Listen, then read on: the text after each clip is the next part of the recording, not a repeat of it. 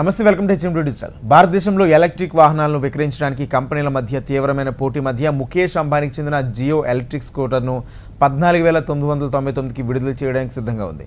జియో ఇటీవల తన కొత్త ఎలక్ట్రిక్ స్కూటర్ను విడుదల చేసింది. ఇది భారతీయ మార్కెట్లో విప్లవాత్మక మార్పులకు సిద్ధంగా ఉంది.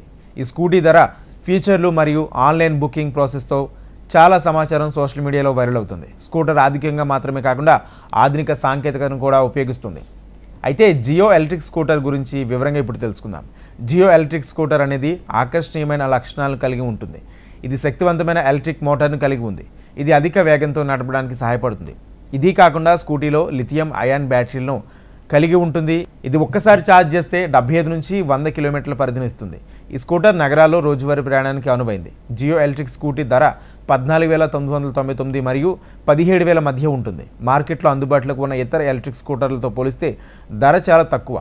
ఈ సరసమైన ధర కారణంగా ఈ స్కూటర్ యువ కస్టమర్లకు మరింత మొదటిసారి స్కూటర్ కొనుగోలు చేసేవారికి మంచి ఎంపిక.